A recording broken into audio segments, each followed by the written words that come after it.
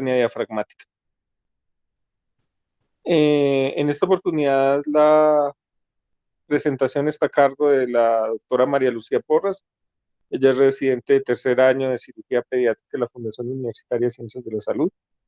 Eh, Vamos a tener una presentación pues, somera de los casos que tuvimos y la revisión del tema. Esperamos que sea de su agrado y comencemos, María Lucía. Muchas gracias, doctor. Buenas tardes para todos. Como les nombraba el doctor, vamos a tratar el tema de hernia diafragmática insospechada o de presentación atípica. Mi nombre es María Lucía Porras, yo soy residente de cirugía pediátrica de la Fundación Universitaria de Ciencias de la Salud. Empezando con uno de los casos clínicos, vamos a revisar dos casos clínicos a través de la charla. El primero es un paciente que acude al servicio de urgencias, es un paciente de 2 años, que ingresa por un episodio de disnea súbita asociada a cianosis sostenida y desaturación sostenida posterior a un llanto profuso. Lo que cuenta la historia de la mamá es que pues se tuvo como un episodio de, de llanto intenso por pues un regaño y posterior a eso duró más o menos unos 20 minutos llorando y la mamá dice que posterior a eso pues empezó con signos de dificultad respiratoria y cianosis periumbilical francamente evidente. Al ingreso al servicio de urgencias el paciente efectivamente estaba desaturado. Ante la presencia pues que estamos en una pandemia igual se interrogó al paciente sobre síntomas, otros síntomas respiratorios, si había tenido fiebre, si adicionalmente había tenido contacto estrecho o reciente con algún paciente o con alguna persona con infección por COVID y el cual lo negó y sin embargo aún así se le tomaron anticuerpos ahí en el momento del ingreso, los cuales salieron negativos. Posteriormente el paciente continuaba con la desaturación sostenida y en las horas de la tarde se le realiza una radiografía de tórax que es la siguiente. Como podemos ver en la radiografía, pues se ve eh, una imagen radiolúcida que compromete todo el hemiabdomen, todo el hemitórax izquierdo inferior, condicionando una leve movilización contralateral del mediastino y nada más, pues no hay evidencia de derrame pleural. Ante estas imágenes, pues y la edad del paciente, lo primero que se sospechó fue que fuera como una neumonía complicada con una bula versus una alteración o una malformación congénita del tórax. Se le realizó la siguiente tomografía, ya les voy a mostrar las imágenes, la cual la reportan como una imagen, un hallazgo que sugiere como primera posibilidad una malformación congénita pulmonar de la vía de la tipo 1 con importante efecto de masa sobre el parénquima pulmonar y el cardiomediastino. Este es otro corte que tenemos de la misma imagen.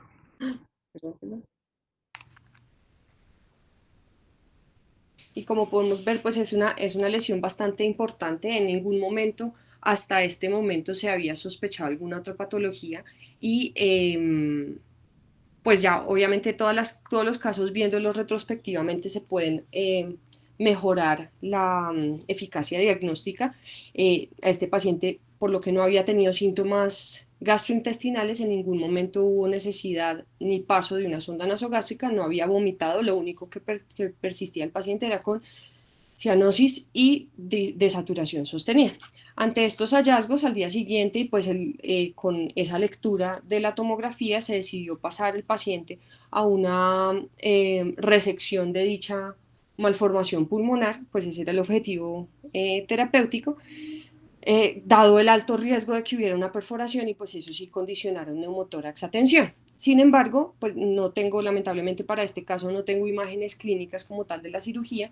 Sin embargo, al momento de hacer la cirugía se le hizo un abordaje por toracotomía anteroposterior, anterolateral izquierda, en la cual se evidenció, lo primero que encontramos al momento de ingresar a la cavidad es que había parte del epiplano. En ese momento, pues ya nuestra sospecha diagnóstica cambió completamente. Lo que evidenciamos era que tenía la cámara gástrica dentro del hemitórax izquierdo y Esta pues no tenía ningún cambio congestivo, ningún cambio isquémico al momento del abordaje. Se logró la reducción por la toracotomía de dicha eh, herniación gástrica, y se hizo el cierre del defecto primario, que era un defecto posterolateral izquierdo, más o menos de unos 4 centímetros de diámetro, y se hizo con sutura no absorbible en puntos separados. La radiografía postquirúrgica del paciente muestra una expansión pulmonar completa, haciendo una reinterrogación de la madre posterior a los hallazgos intraoperatorios. La mamá nunca había evidenciado ninguna otra sintomatología, el paciente era un paciente previamente sano, no contaba con una radiografía de tórax previa como para comparar con la que encontramos al ingreso, y al más o menos cuarto o quinto día posoperatorio el paciente ya estaba comiendo y estaba para la casa. Bueno, lo que les acabo de nombrar.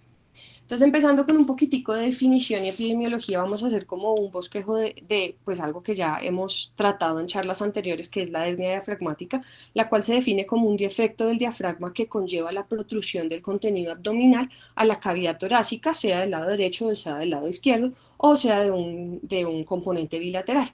Y esto dependiendo del momento en el que se haga esta protrusión del contenido abdominal, la cavidad torácica va a condicionar un desarrollo anormal de los pulmones. La incidencia en general de esta patología en la población se ha demostrado que oscila entre 1 en cada 2.000 a cada 5.000 recién nacidos vivos.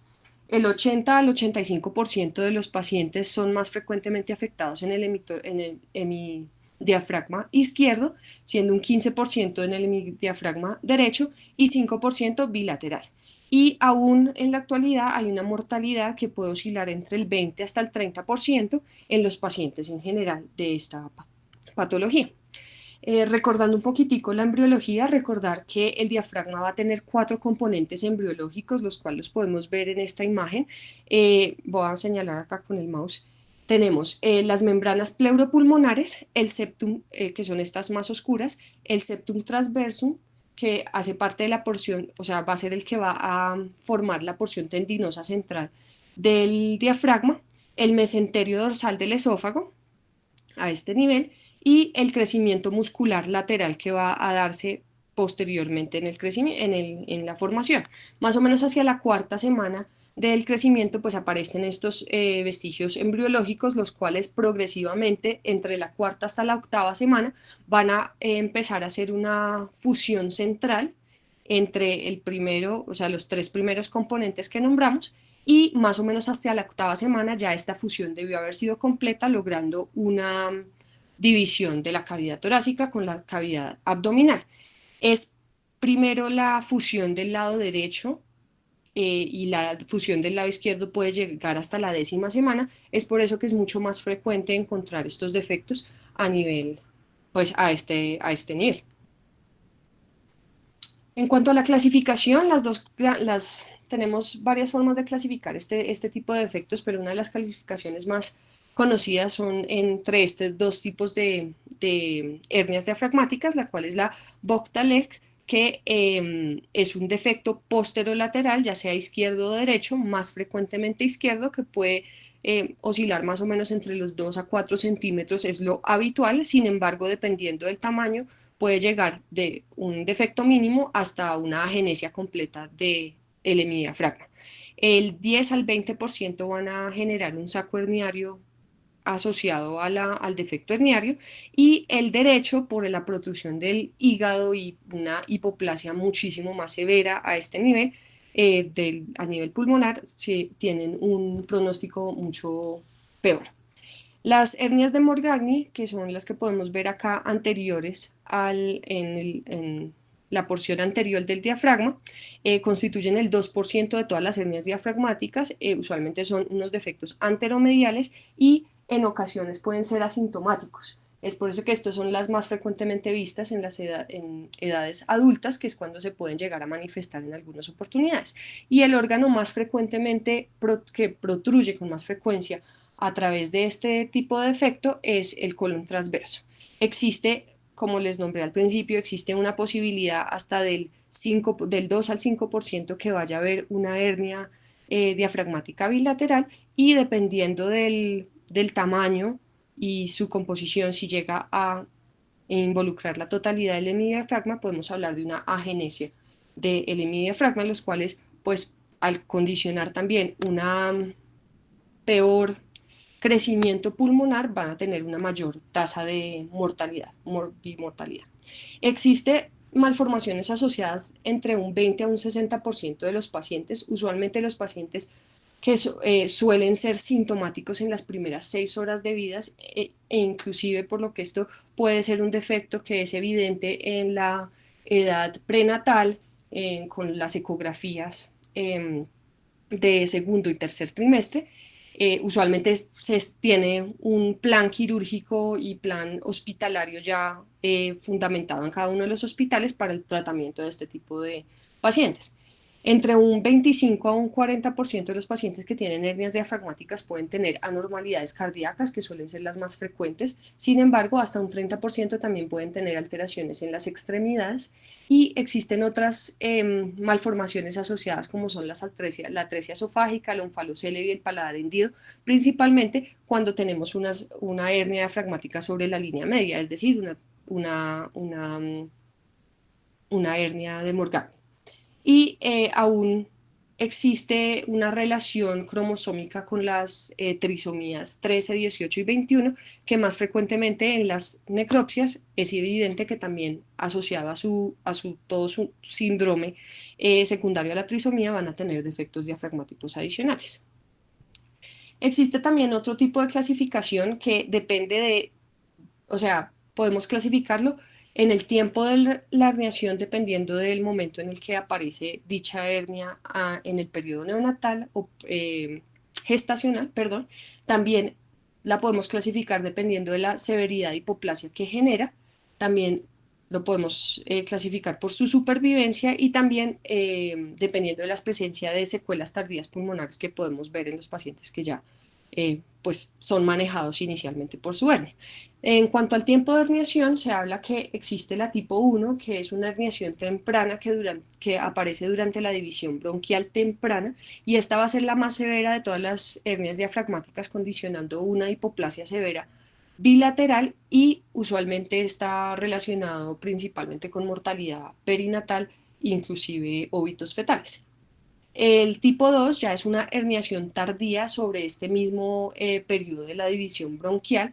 Va a generar una hipoplasia que únicamente es unilateral, y esto puede, pues ya al momento de la corrección y en el periodo neonatal, se puede evidenciar que hay algún grado de hipertensión pulmonar dependiendo de la congestión que haya. La tipo 3 y la tipo 4 son aquellas que van durante la gestación, son herniaciones que aparecen durante la gestación tardía o durante el periodo neonatal temprano de la tipo 3. Es por esto que estas no van a condicionar una hipoplasia pulmonar importante, y pueden ser como las que vamos a atribuir a este tipo de manifestaciones tardías de las hernias diafragmáticas. Y la tipo 4 pues es una herniación que aparece más allá del periodo neonatal. Se demuestra que no hay hipoplasia y no hay secuelas pulmonares secundarias, porque no hubo alteración sobre el crecimiento pulmonar como tal. Existe una teoría sobre la clasificación de la tipo 3 en una aparición temprana y una aparición tardía, dependiendo de los síntomas que presenten estos pacientes, pero lo que va a condicionar que sea una tipo 3 es que vamos a ver que no va a haber una hipoplasia importante pulmonar. Es por esto que en los últimos estudios hablan que la hernia diafragmática de presentación tardía usualmente va a estar atribuida a estos últimos dos tipos de hernias diafragmáticas, como les nombré. Entonces, ya entrando en materia, hablamos de la hernia diafragmática de presentación tardía cuando hay presencia de esta herniación diafragmática pasado el periodo neonatal, con síntomas o signos inespecíficos. Usualmente tienen un espectro clínico amplio, que puede estar llevado por síntomas respiratorios o síntomas gastrointestinales. Los síntomas respiratorios que más frecuentemente hablan en este tipo de patología son infecciones respiratorias a repetición y disnea progresiva o súbita, como ocurrió en el caso que presentamos inicialmente. Y los síntomas gastrointestinales también son síntomas altamente inespecíficos como la dispepsia, la pirosis, la distensión abdominal, inclusive puede haber emesis no biliar eh, intermitentemente dependiendo pues qué tan agudo o qué tan crónico está el paciente. Más o menos el 5 al 20% de los pacientes que, o sea, que presentan una hernia diafragmática pueden tener una adaptación pulmonar eh, normal y por eso es que no va a ser manifestada en el, o sea, por eso es que no va a ser diagnosticada tempranamente. Son estos pacientes, según lo que hablan varios artículos, que suelen nacer en centros de salud mucho menos especializados, en los que al presentar síntomas inespecíficos no se les toma ni siquiera una radiografía de tórax en el periodo neonatal y es por eso que vienen a manifestarse ya crónicamente o de una manera súbita aguda posterior al periodo neonatal. Es por eso que se denomina este tipo de hernia diafragmática como un gran reto diagnóstico porque incluye tenerlo dentro de las posibilidades diagnósticas que, como bien nombraba el doctor al principio, esto es una patología que solemos dejar para el periodo neonatal y suele olvidarse como ocurrió por lo menos en nuestro caso y en el caso que vamos a hablar posteriormente. También es importante tener en cuenta que este tipo de hernias diafragmáticas también por lo que pueden tener una presentación agudizada, así sea en el periodo ya posterior al periodo neonatal, van a tener alto riesgo de morbimortalidad dependiendo de la sintomatología que tengan y el contenido de dicha herniación. Usualmente, pues lo que más se ha demostrado es que haya un alto riesgo de vólvulo gástrico, siendo pues uno de los principales órganos que van a protruir por estos defectos, con riesgo de estrangulación, ya sea gástrica, colónica, una torsión esplénica o de intestino delgado. Y es por esto que estos pacientes deben tenerse en cuenta para una cirugía prioritaria, porque esto pues va a condicionar su desenlace posterior. El espectro, bueno, listo. Listo. Teniendo un poquitico en cuenta algo de historia, me llamó mucho la atención esto, porque dentro de todos los estudios que hablan de las hernias diafragmáticas, pues esto es una patología que la atribuye principalmente al periodo neonatal, sin embargo, como podemos ver en la historia, hay un común denominador y es que las descripciones iniciales que se hicieron de este tipo de patología, todas fueron en pacientes ya de presentación tardía. La primera descripción que existe es la de Lazarus Riverus, que fue un paciente de 24 años que se manifestó con una hernia diafragmática. Después aparece Sir Charles Holt, que en 1701 presentó el caso de un paciente de 2 meses. Posteriormente, O'Dyer presentó la primera corrección quirúrgica que no fue exitosa en un paciente de 3.5 años y la primera corrección exitosa ocurrió por Heidenheim en 1905 en un paciente de 9 años. Posteriormente, en 1929, Bettman y Hess reportan el manejo quirúrgico como estipulan cómo debe ser el manejo quirúrgico en estos pacientes en un paciente de 3.5 meses. Como podemos ver en la parte de abajo de la diapositiva, pues el común denominador de todos estos pacientes es que van a tener una manifestación o un diagnóstico posterior al periodo neonatal. Entonces, pues esto es algo importante porque no es, a pesar de que no es una patología que veamos con mucha frecuencia, pues sí fue la primera manera en que se manifestó o que se empezó a escribir sobre este tipo de patología. Bueno, entonces en cuanto a la hernia diafragmática de presentación tardía, encontré varios pues, artículos que hablan sobre pues, como las manifestaciones generales de estos pacientes y la alta inespecificidad de esta patología. Este es un artículo que se publicó en el 2016, es un estudio que se hizo con el grupo de materno infantil en México, en el Hospital del Niño de México entre el 2009 y el 2014, en el cual encontraron que habían 54 pacientes con hernia diafragmática congénita que se diagnosticó en este periodo. Sin embargo, 28 pacientes, es decir, un 51.8%, de ellos tuvieron una manifestación tardía de dicha patología. La edad promedio de los pacientes que tuvieron manifestaciones tardías de la hernia diafragmática congénita fue entre 2.32 años, más o menos 4, y 18 de ellos eran menores a un año. Es decir, que a pesar de que no se manifestaron en el primer mes de vida, sí ya pues a partir del segundo empezaron a ver las manifestaciones de estos pacientes. En cuanto a la forma de presentación que tuvieron estos 28 pacientes, hablan que 5 fueron presentación aguda con síntomas tanto respiratorios como digestivos. Los otros eran 22 que tenían unas manifestaciones crónicas también de síntomas inespecíficos respiratorios y digestivos. Y hubo uno único que fue como un hallazgo incidental. Lo que encontraron fue que la gran mayoría de los pacientes, como podemos ver en la imagen inferior, es que la gran mayoría de los pacientes eran hernias posterolaterales, principalmente del lado izquierdo. Tuvieron 9 casos de hernias de Morgagni y únicamente 3 casos en hernias bilaterales. El error en la orientación diagnóstica, lo atribuyen principalmente como causa de estas manifestaciones y presentación crónica de estos pacientes que hasta el momento en que se les hizo ya sea una radiografía de tórax simple que coincidiera con un momento en el que fuera evidente la hernia asociado a unas vías digestivas, podría ser un método para diagnosticar estos casos de principalmente síntomas inespecíficos que se manifestaron de manera crónica en estos pacientes. 3 de los pacientes de esta cohorte fueron manejados erróneamente porque tenían una radiografía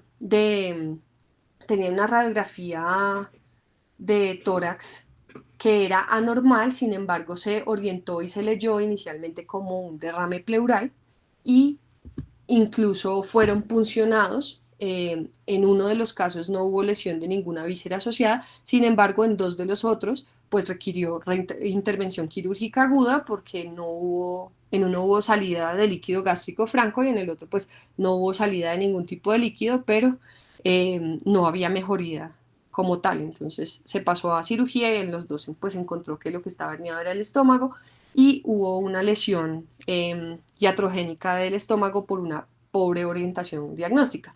Es por eso que pues ellos son como muy enfáticos en que la sintomatología puede ser muy diversa y esto va a dificultar el diagnóstico del tratamiento. Sin embargo, si se hace una buena orientación clínico-radiológica, se puede llegar pues a este tipo de diagnósticos a pesar de que no sea como la primera opción diagnóstica que se tenga en mente. Esta es otra cohorte que se publicó en el 2004 en el Pediatric Surgery International. Es una eh, revisión de la literatura en la cual se evaluaron todas las publicaciones antes de octubre del 2003 en las bases de datos Medline en Basic Current Contents, en el cual se encontraron 125 artículos, de los cuales salieron 362 pacientes entre un mes y 18 años que presentaban pues hernia diafragmática. Lo que encontraron es que la anatomía general de los defectos usualmente iba a ser posterolateral del 96.4%, izquierda hasta en un 79.4% y derecha en un 20.6%.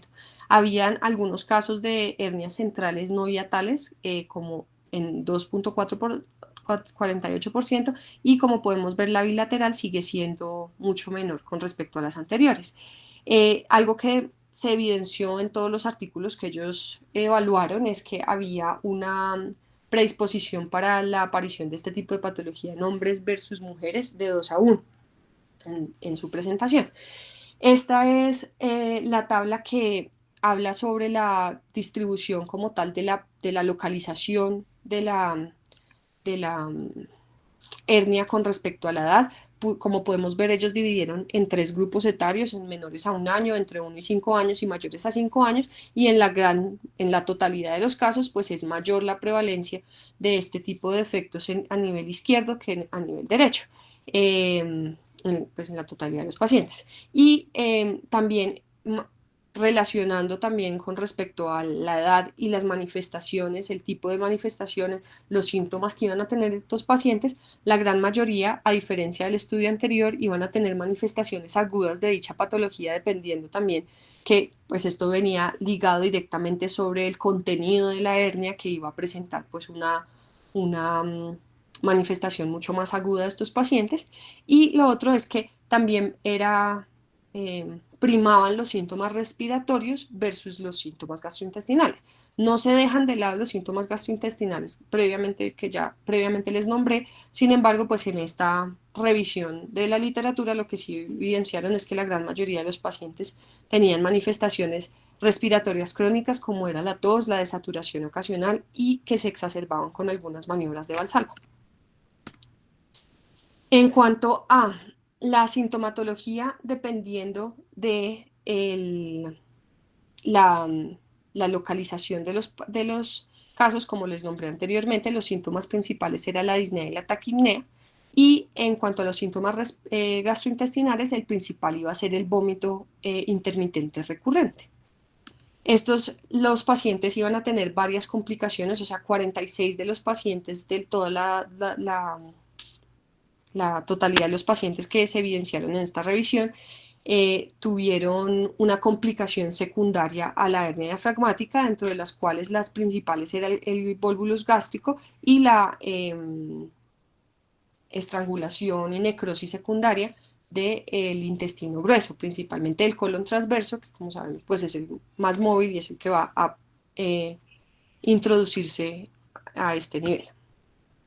Algo importante de recalcar de este estudio es que ellos evidenciaron que, que había una mortalidad en general de la población en un 3,8% y también pues no descartaban que estas complicaciones de las hernias diafragmáticas fueran secundarias a iatrogenia, dependiendo también pues directamente relacionado con la pobre orientación diagnóstica que se les hacía a estos pacientes porque no se sospechaba el diagnóstico. Entonces, como podemos ver, ahí pues también está la perforación de algunos órganos y en general también lo que pudieron notar es que había una recurrencia de la hernia de 1,94%. Este es otro artículo aún que también habla sobre la presentación tardía de la hernia diafragmática. Como pueden ver, pues todos los artículos no son como los más recientes porque pues no hay tanta eh, literatura al respecto.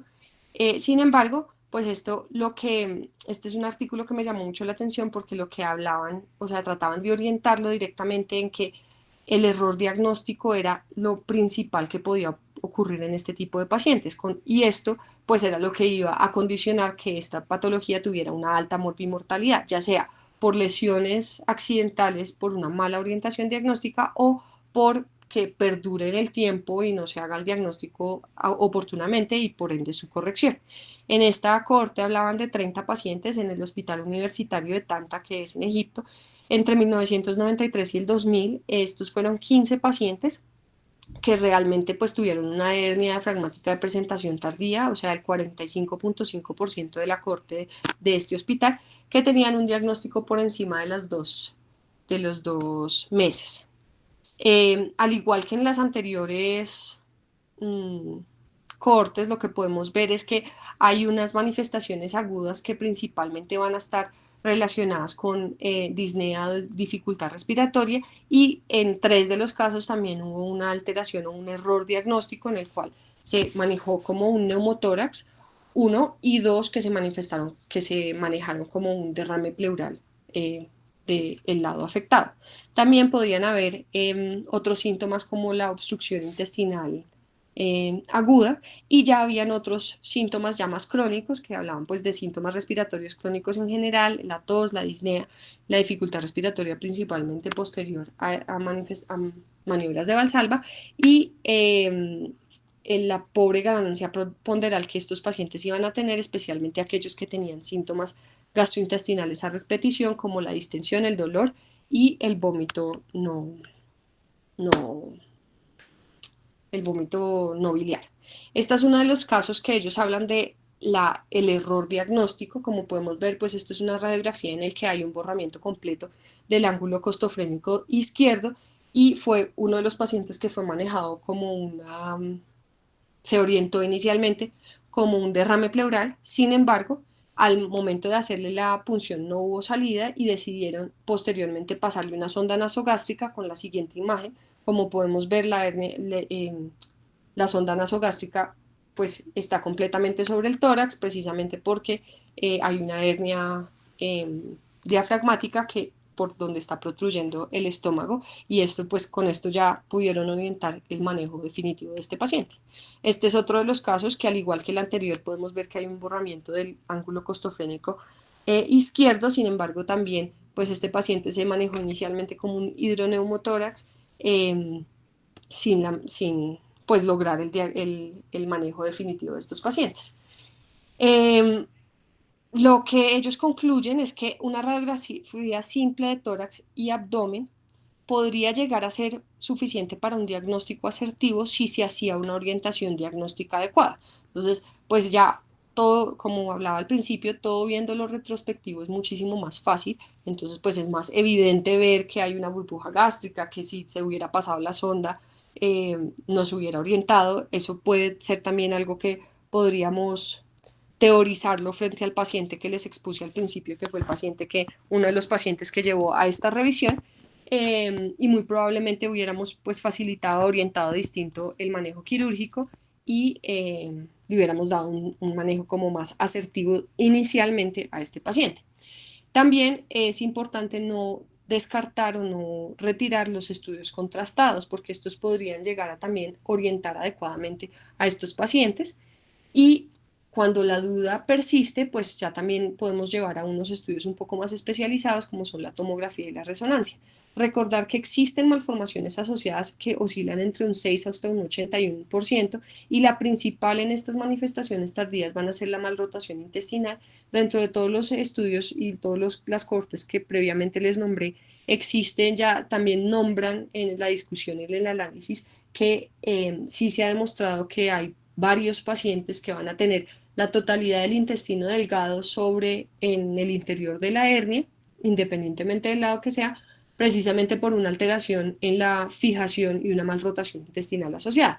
Entonces, de hecho, hay un caso que describen que fue un paciente que se manejó, se encontró la hernia diafragmática, se encontró que todo el intestino estaba ahí, se hizo un manejo toracoscópico, y posteriormente, pues el paciente persistía como con síntomas de obstrucción intestinal. Se volvió a pasar a cirugía, se le hizo una laparotomía y se evidenció pues que tenía unas bandas de LAD que pues fueron necesarias para completar el manejo definitivo de este paciente. Entonces, no dejar de lado esta sospecha o de malformaciones asociadas, que a pesar de que puede ser desde algo mínimo, también puede incluir hasta el 80% de los pacientes. Eh, es por esto que pues ellos también concluyen que la hernia diafragmática congénita de presentación tardía debe ser tomada como diagnóstico diferencial en estos pacientes que vayan a tener síntomas gastrointestinales o respiratorios crónicos, que vayan a tener algún tipo de radiografía, ya sea torácica o abdominal, anormal. Y es por eso que también tempranamente a estos pacientes en los que uno como que no esté convencido, se les debe pasar una sonda nasogástrica, que va a permitirnos, va a ser útil como una medida diagnóstica, porque al tomar una radiografía nos puede mostrar fácilmente si hay una protrusión de la cámara gástrica, suponiendo que ese sea el contenido de la hernia. Y también pues va a ser una medida para descongestionar también el intestino y pues la cámara gástrica para su posterior diagnóstico. Los estudios contrastados deben hacer parte del flujograma de diagnóstico de estos pacientes, y de hecho, pues ya cuando uno lee un poquitico como de la técnica que se puede utilizar en este tipo de, de casos, siempre recomiendan asociarlo como a proyecciones laterales y con movilización, porque esto pues nos va a permitir mirar bien el movimiento del medio de contraste, ya sea a nivel gástrico o más allá. Listo. Esta es otra cohorte que se hizo entre 1981 y el 2012 en el hospital de Saint Mary de Jeolleo, bueno, en Seúl, Corea. Ellos hablan de 7 casos, de 37 casos en total de hernias diafragmáticas, en el cual tuvieron presentación tardía, como podemos ver en la tabla. Los primeros 5 pacientes fueron pues en los primeros 2 años de vida, ya posteriormente los últimos 2 ya tenían 11 y 16 años, teniendo en cuenta que esto también puede ser una de las manifestaciones. Sin embargo, algo que es un común denominador de todos es que van a tener síntomas ya sea respiratorios o gastrointestinales, que son altamente inespecíficos, como es el vómito, la disnea, la cianosis y la taquicardia como síntomas iniciales de esta patología. Eh, Ninguno de estos pacientes tuvo malrotación intestinal, sin embargo, pues todos fueron evaluados para malrotación intestinal, teniendo en cuenta lo previamente descrito en el estudio anterior. Y casi todo, pues la mitad de los pacientes fueron defectos izquierdos. Entonces, pues esto como que es un poquito más de lo mismo, pero para que lo tengamos en cuenta que sí existe y sí es una patología que a pesar de ser mucho, o sea, en relación con la totalidad de los casos que van a tener cada una de estas instituciones de hernias diafragmáticas, pues sí sigue siendo un tercio o por lo menos la mitad de los pacientes que van a tener este tipo de presentación. Bueno, vamos a presentar el segundo caso. Este es un caso que se ocurrió también ahorita recientemente durante la pandemia. Es un paciente de 1 año que ingresó a la institución por 3 días de múltiples episodios eméticos asociados a dolor abdominal intermitente y durante la interrogación se encontró que el paciente tenía síntomas respiratorios inespecíficos como era tos y desaturación inicial, por lo cual también teniendo en cuenta que estamos en una pandemia, fue orientado inicialmente como una sospecha de infección por COVID. Adicionalmente, pues el paciente, la mamá reportaba que la última deposición que había presentado había sido el día que consultó de características normales. Al ingreso al examen físico, la paciente estaba taquicárdica, estaba polimnéica, estaba desaturada y a pesar de que el abdomen era muy blando, no tenía signos de irritación peritoneal, sí había un dolor generalizado evidente. También tenía unos paraclínicos de ingreso que mostraban leucocitosis de 24.000 y neutrofilia de 18.000 con una PCR elevada y ya. Es por esto que este paciente ante la como persistencia del dolor, el mal estado general que presentaba la paciente, es llevada es llevada, se le toma esta radiografía de abdomen, en el cual, como podemos ver, pues hay una dilatación importante de la cámara gástrica, y se decide llevar a la paroscopia diagnóstica ante la sospecha de que haya una patología intraabdominal que fuera la que estuviera causando el cuadro séptico de esta paciente. Durante la laparoscopia evidenciaron que no, pues había una causa franca del dolor abdominal. Se le hizo una apendicectomía incidental a pesar de que el apéndice era macroscópicamente sano y se cerró, se hizo todo por la paroscopia y se mandó nuevamente para el piso. La paciente en el segundo día posoperatorio persistía en mal estado general, persistía con una dilatación de la cámara gástrica como la podíamos ver en la radiografía, se repetía la misma imagen, razón por la cual se decide la toma de una tomografía eh, de tórax y abdomen, que es la siguiente. Esta tomografía la describen como una importante dilatación de la cámara gástrica, la cual se encuentra localizada por arriba del vaso, ocasionando efecto compresivo sobre este órgano y sobre el páncreas, desplazándolos, al parecer relacionado con un defecto de la hoja diafragmática y ascenso en la unión gastroesofágica y aparente componente rotacional de la cámara gástrica con edema.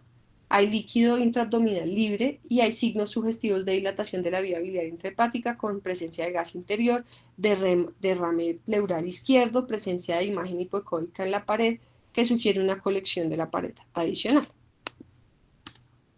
Este es el otro porte. Como podemos ver, pues hay una ausencia total de gas distal y esa dilatación importante de la cámara gástrica con el edema importante de la cámara, y acá pues se puede ver como el defecto diafragmático y el ascenso de esa cámara gástrica hacia el interior. Eh, Ante estos hallazgos igual se decidió completar, pues no coincidía tanto, no convencía completamente pues el cuadro de la paciente. Se le pasó una sonda nasogástrica, la cual la podemos ver en la imagen, y se le hizo unas vías digestivas, las cuales mostraban esta dilatación importante de la cámara gástrica con ausencia de paso más allá del duodeno, razón por la cual las vías digestivas fueron leídas como sospechosas de atresia duodenal. Y se le hizo una endoscopia en la cual pues encontró que la línea Z estaba ascendida, que no habían estigmas de reflujo gastroesofágico, que el estómago era de gran tamaño y tenía una lesión violácea en el fundus con presencia de retroversión de hernia hiatal. También había una lesión de aspecto violáceo en la submucosa y múltiples laceraciones, las cuales se le toman biopsias y fueron llevadas a patología. Al final, pues lo que se demostró pues, que es que era un estómago de gran tamaño y el píloro fue difícil de franquear, pero una vez franqueado se avanza la endoscopio hasta la tercera porción del duodeno sin hallazgos de obstrucciones. También el paciente pues fue llevada, tenía también un derrame pleural izquierdo asociado, se hizo una toracentesis guiada por radiología intervencionista, no, en el mismo tiempo quirúrgico, perdón, pero pues en el cual pues hubo salida de líquido cetrino sin ninguna otra alteración, razón por la cual se programó posteriormente para un abordaje quirúrgico. En la cirugía como tal, que fue realizada los 3 días posoperatorios de la primera cirugía, se le hizo una laparotomía exploratoria en la cual se evidenció que había un volvulus gástrico y una hernia diafragmática posterolateral izquierda cuyo contenido era el estómago en su interior y el estómago tenía un vólvulo mesoaxial sin signos de isquemia ni necrosis. La serosa gástrica estaba edematizada y eritematosa, pero pues no había signos francos como tal de isquemia. Se hizo el cierre del defecto, que como podemos ver, pues ahí está el defecto demostrado y se hizo el cierre con puntos separados de tibón. Al cuarto día posoperatorio, la paciente ya estaba tolerando la vía enteral por una sonda avanzada oroyeyunal y posteriormente se le pudo dar egreso sin ninguna complicación. Entonces, hablando un poquitico de la patología pues, que vimos en esta paciente, pues como podemos ver también, pues una paciente que fue orientada de una manera distinta inicialmente a una hernia diafragmática cuyo contenido pues era un vólvulo gástrico por la edad de la paciente y por las otras sintomatologías como altamente inespecíficas que presentó durante pues el transcurso de su estancia hospitalaria. Recordando un poquito, la patología pues, del vólvulo gástrico es una rotación mínima de 180 grados que ocurre ya sea en el eje transversal o longitudinal del estómago que va a generar una isquemia o necrosis secundaria del tejido gástrico.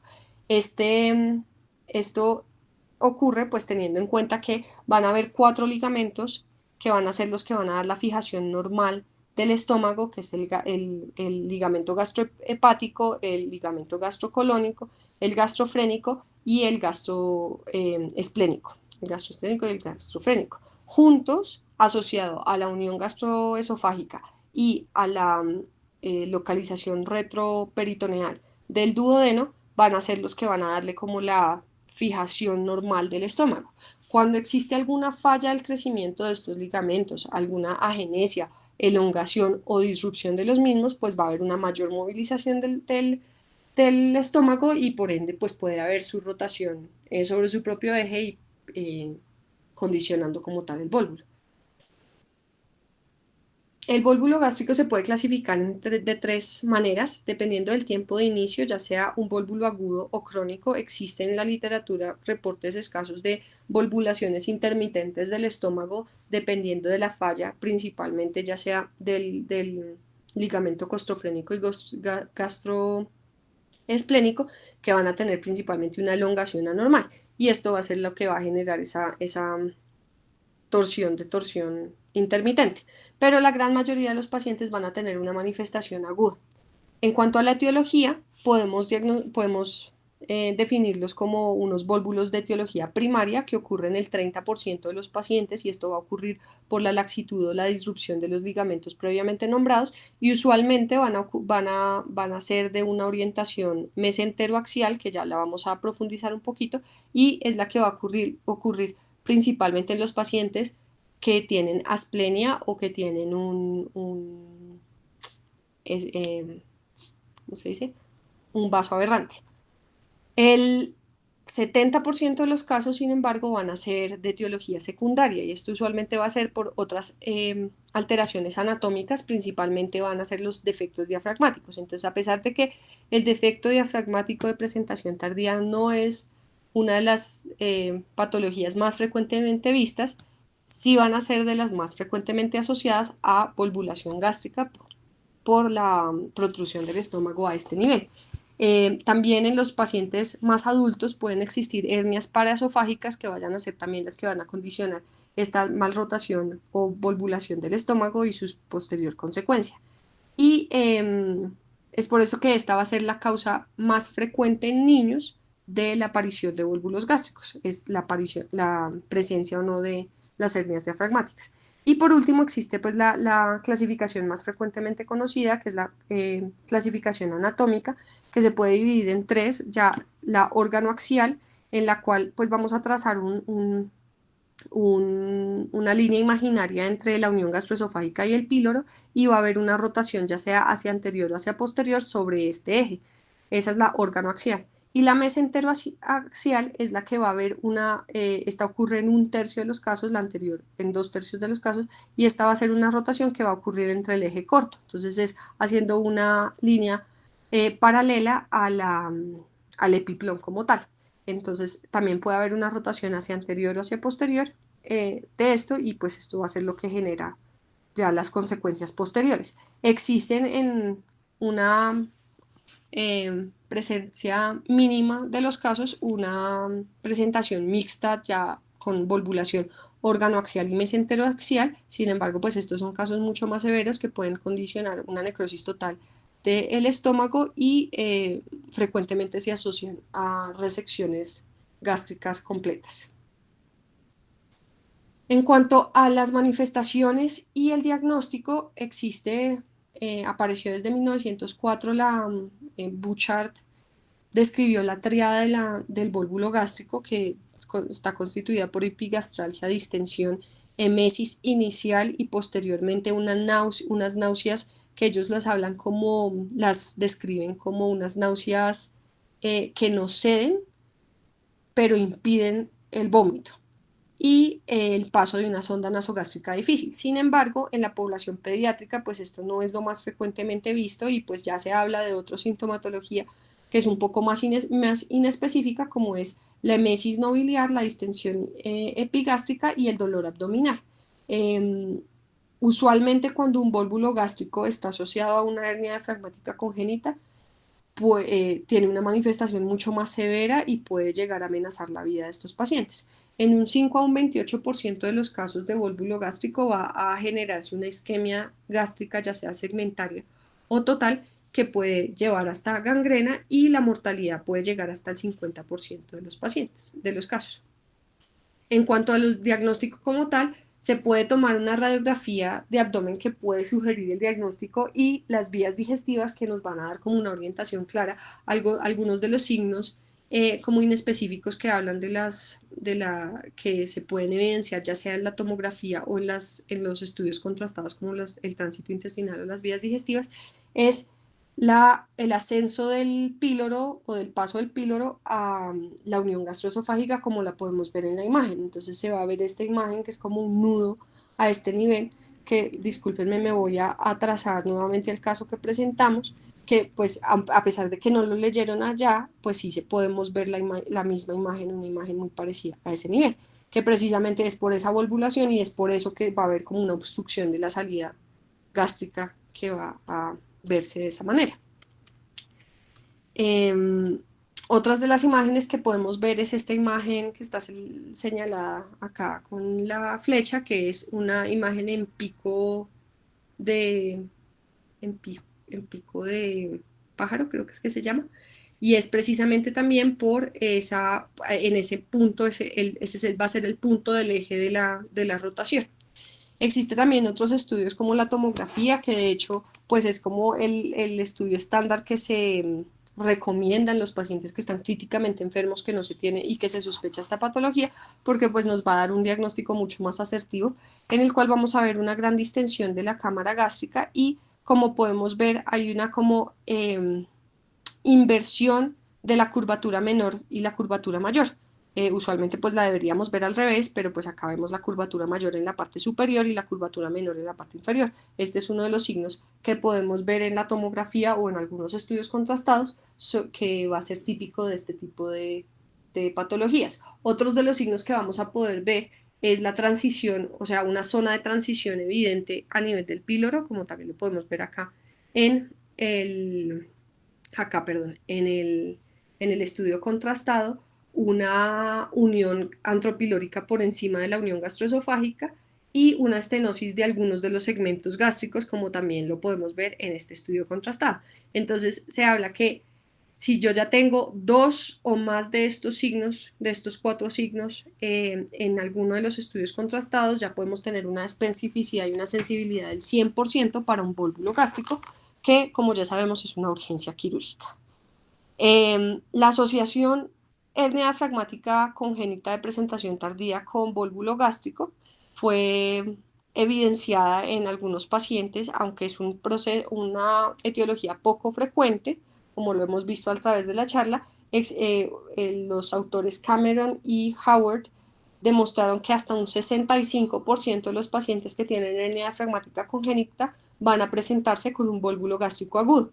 Y el 84% de estos pacientes que ellos encontraron tenían unas manifestaciones menores a un mes. Entonces, pues esto, a pesar de que estamos hablando de estas manifestaciones tardías de la hernia diafragmática, pues también se puede ver este tipo de complicaciones agudas de la hernia en pacientes en el periodo neonatal.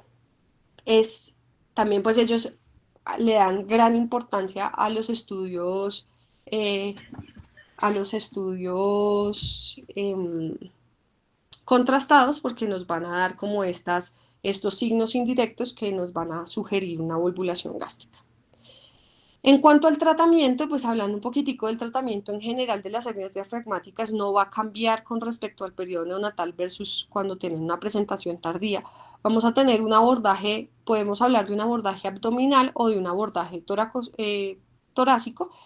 El abdominal puede ser por cirugía abierta o por cirugía mínimamente invasiva. En los recientes años se ha optado por tratamientos mínimamente invasivos porque son igualmente efectivos con una mejor cosmesis y mejor control del dolor. Eh, Cuando se hace un abordaje abierto, pues sí recomiendan el abordaje subcostal ipsilateral y pues laparoscópico, pues ya es de ahí sacamos estas imágenes. Se debe inicialmente pues hacer la tracción y la reducción del contenido. Si existe saco herniario, que como sabemos pues no es lo más frecuente, pero puede ocurrir hasta un 10% de los pacientes, se debe hacer la resección completa de ese saco herniario con como hablan como de pulir el reborde posterior del defecto para permitir como una mejor sutura y se cierra con sutura interrumpida no absorbible. El manejo toracoscópico también pues ha ido ganando como popularidad por su mejor cosmesis, tiene una muy buena visualización del campo quirúrgico, a diferencia del abordaje abdominal que se hace tracción para la reducción, pues en esto sí se debe tener un poco más de cuidado para la reducción del contenido porque es empujando más no traccionando. Y pues al igual ya después de reducido se debe pulir un poco el reborde para lograr el cierre primario si es posible.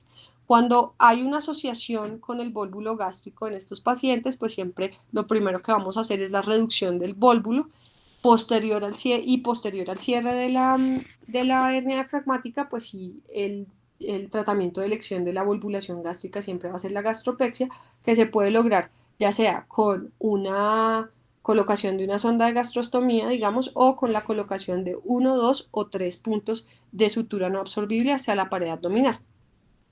Es importante que pues ante un paciente que solo tengamos un vólvulo gástrico sí se debe evaluar cuáles son los factores predisponentes porque como pudimos ver a través de la charla pues es más frecuentemente asociado como una patología secundaria a algo más no como una patología primaria. Este es un estudio que se hizo en el West China Hospital entre octubre del 2012 y junio del 2017, en el que hablan sobre el manejo toracoscópico de la hernia diafragmática congénita de presentación tardía y hablaban que pues estos al ser unas patologías pues que ya tienen una presentación tardía, pues ellos hablaban que podrían llegar a tener mayor dificultad quirúrgica y mayor recurrencia. Sin embargo, pues manejaron 59 pacientes con una baja tasa de recurrencia, lograron el cierre completo ya fuera de un defecto derecho o izquierdo, con una adecuada cosmesis y pues ellos no tuvieron recidivas en sus pacientes afectados. Esto pues fue un estudio que se realizó en el 2019. Y pues como les hablaba anteriormente, pues ya cuando tenemos un vólvulo gástrico asociada, siempre lo primero que vamos a tener es manejar la urgencia, que es como tal el vólvulo, y posteriormente hacer el manejo del factor predisponente, que en este caso va a ser el diafragma y el cierre del diafragma. Y finalmente, pues ya que sabemos que va a ser un estómago con una fijación anormal y alterada, sí se debe garantizar la gastropexia, ya sea por medio pues, de la sonda de gastrostomía o la colocación de unos puntos separados. Existe hasta el momento, pues esto pues en la revisión que hice, existen varios solo reportes de caso de esta asociación, no existe ya como una cohorte grande en el que se hable de la asociación de hernia diafragmática congénita con vólvulo gástrico. Sin embargo, pues ya hasta el año 2020 habían 28 casos descritos en la literatura. Entonces, pues no es una patología frecuente, pero sí es una patología que deberíamos tener en cuenta y pues nuestro caso sería el caso 29 hasta el momento. Pues este es uno de los estudios pues que recientes que hablan, en este momento habían únicamente 27 casos descritos, describen el caso de un paciente de 12 años en el cual había ingresado con dolor epigástrico de 2 días de evolución y múltiples episodios eméticos que ellos describen como no biliar. La radiografía de tórax muestra esta distensión gástrica, pues no se ve completa, pero sí se ve la distensión gástrica y se le pasa una sonda nasogástrica sin mejoría, razón por la cual este paciente es llevado a la parotomía exploratoria evidenciando una hernia diafragmática izquierda que contenía colon, vaso, la cola del páncreas y el estómago en su interior, y el estómago a su vez estaba volvulado sobre el eje mesenteroaxial. Como lo podemos ver, lo primero pues que vemos es la salida del estómago y pues acá está la inversión como tal de las dos curvaturas como se ve en este tipo de malrotaciones, pues de volvulaciones, perdón. El manejo que hicieron fue una reducción de la hernia, posteriormente hicieron la desvolvulación o desrotación del estómago, hicieron el cierre con seda, puntos separados del defecto herniario y ellos colocaron 2 puntos del estómago a la pared abdominal con etibón. Ya. También, pues, como factor predisponente en este caso, pues hablaban que había una ausencia total de los ligamentos gastrofrénico y gastroesplénico que podría haber sido la causa de la volvulación asociada a la hernia diafragmática. Este es otro caso en el que hubo un vólvulo gástrico asociado a una hernia diafragmática congénita de presentación tardía. Este es un paciente de 10 años. Como podemos ver, pues no hay una interrupción como tal del diafragma y vemos una imagen, hay una masa ocupando un espacio importantísimo a nivel del hemitórax izquierdo, que al momento de, de intervenirlo, lo que encontraron es que era asociado, tenía una volvulación gástrica masiva con una necrosis secundaria del estómago. Sin embargo, pues eh, en este caso en particular, ellos hablan que pues en los niños y el estómago en general va a tener por su gran flujo eh, vascular, va a tener como una muy buena respuesta ante la isquemia y ellos optaron por simplemente colocar una sonda, o sea, desvolvularlo, hacer la gastrospexia, el cierre del defecto herniario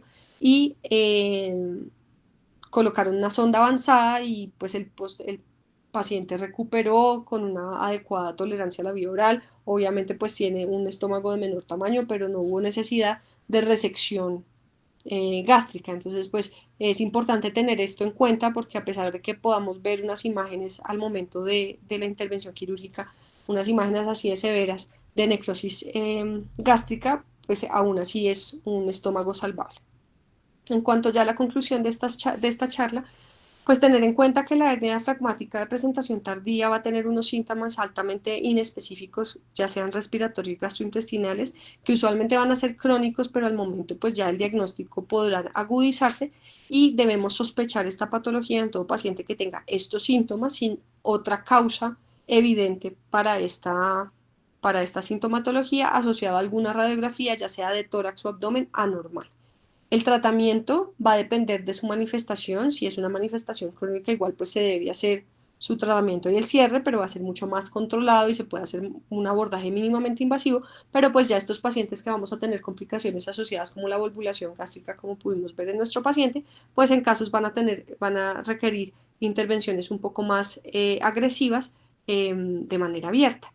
Y pues al igual que en muchas patologías hemos podido ver que el abordaje mínimamente invasivo sigue siendo útil en este tipo de patologías y a pesar de que sea una presentación tardía de una patología que pues que va a estar presente desde el periodo neonatal porque ese defecto está presente desde ese periodo, es útil el manejo mínimamente invasivo. Muchas gracias.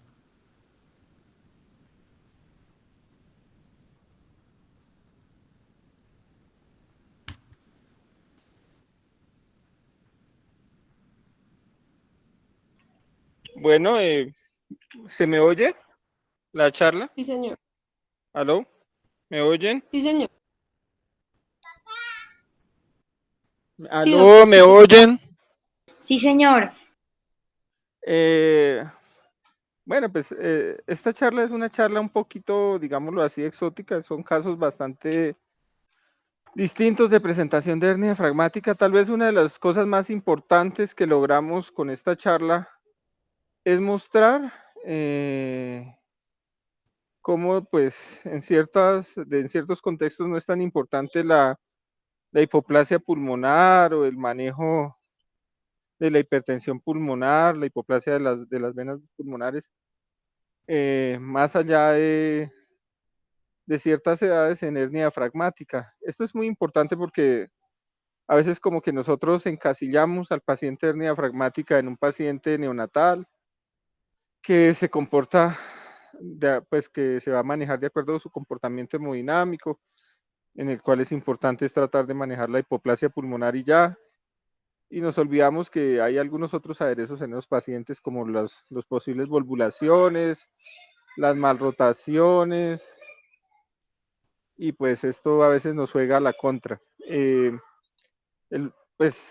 segundo paciente que se presentó ahí, pues no era un paciente nada fácil. Nosotros pensamos enfocarlo como un síndrome pilórico todo el tiempo. Y finalmente, pues fue radiología que nos dio la luz de la sospecha de la hernia diafragmática, más que la endoscopia o incluso pues algunos otros exámenes. Pues no sé si hay alguna duda o pregunta respecto a estos pacientes o alguien quisiera hacer alguna intervención. Doctor Pérez, buenas noches. Habla el doctor Mauricio Duarte de Bucaramanga. ¿Cómo le va? Bien, ¿cómo se encuentra usted, doctor Duarte? ¿Cómo está? Bien, gracias. Me llamó la atención, fue muy buena presentación del trabajo. Estaba pendiente yo porque hace 8 días tuve un paciente muy similar, de 1 año de edad, que entró también con diagnóstico de COVID por su dificultad respiratoria. Y los estudios demostraron exactamente la hernia Bordalec común y corriente, todas las asas dentro del tórax. Y la evolución se hizo por la parotomía, se redujo, el paciente está muy bien afortunadamente. Entonces, no dice uno, no es tan escaso, sí se ve, y no sé ahora, como decimos, es cosecha.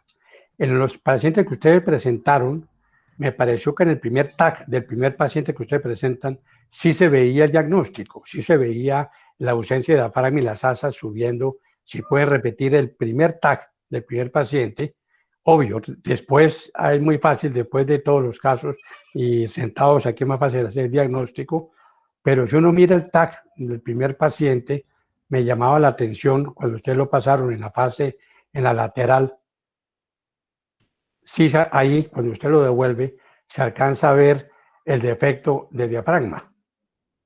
En un momento dado se puede ver, ahí estamos, el defecto diafragmático. Sí, señor. Eso, obvio, mirado después es más sencillo aquí charlado. En el paciente que tuve yo no tenía todas las asas dentro de la cavidad, era un tipo Gordalec, como usted bien decía, tampoco hizo ningún signo de hipertensión ni antes ni después, y me encontré el estómago, el ciego, el colon todo arriba, medio vaso, y el riñón un poquito elevado como traccionándose. La evolución fue afortunadamente bien, como la mayoría de estos pacientes evolucionan satisfactoriamente. Y felicito porque a la doctora Parra, porque fue una buena revisión del tema. Era eso, doctor Pérez. Muchísimas gracias, doctor Duarte. Nosotros, pues, también nos, nos resta felicitar a María Lucía. Fue una muy buena revisión. Es un tema, pues, que no es muy común, pero pues que nos sorprende de cuando en vez aquí en nuestro trabajo. Eh, no sé si alguien más quisiera hacer alguna intervención al respecto del tema o alguna pregunta para la expositora.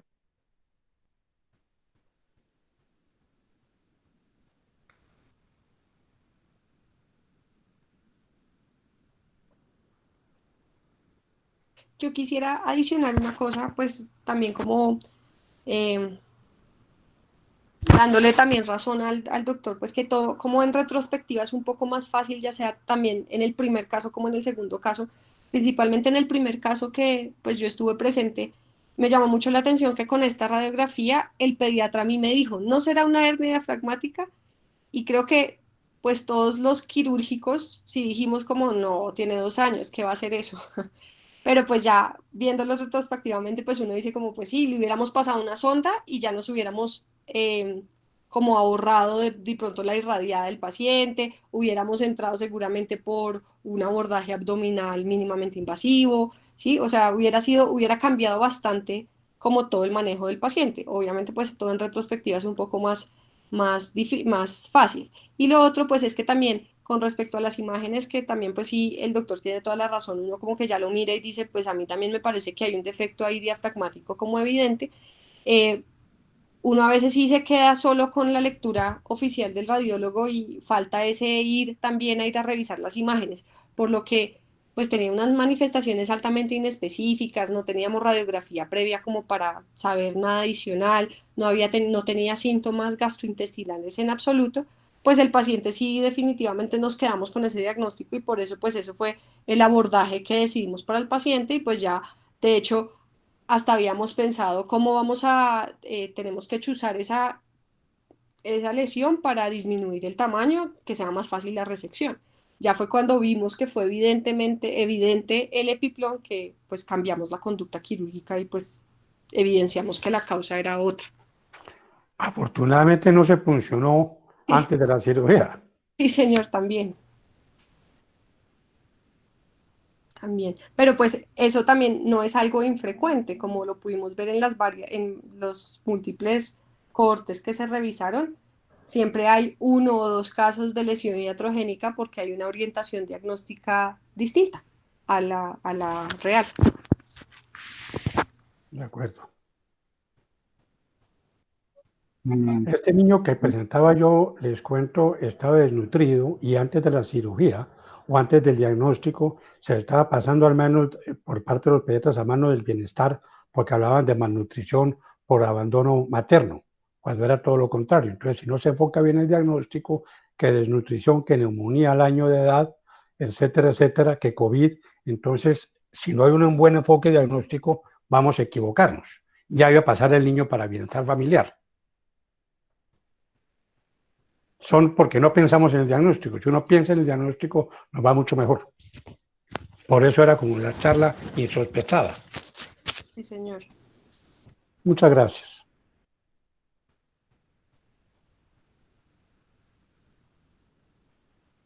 bueno, alguien más quisiera hacer alguna pregunta, eh, quisiera compartir alguna experiencia respecto a este tipo de pacientes de hernia diafragmática de presentación tardía.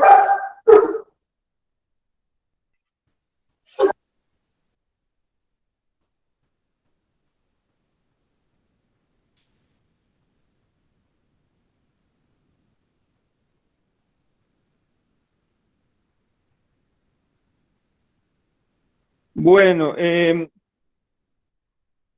Bueno, vamos a dar por terminada la charla de hoy. Entonces, los esperamos el próximo jueves, el próximo lunes, con una nueva charla. Esperamos que también sea de su gusto, el próximo lunes 6 de la tarde. Estamos tratando de hacer algunos cambios en el tipo de organización de las charlas de la cátedra. Esperamos también que sean de su gusto, en su momento lo diremos. Eh, Muchísimas gracias por la atención prestada el día de hoy. Esta charla quedará en el canal de YouTube para como eh, referencia y como referencia de consulta en caso de ustedes tener alguno de estos pacientes y pueden volver a la charla. Muchas gracias a todos y esperamos tengan buena noche.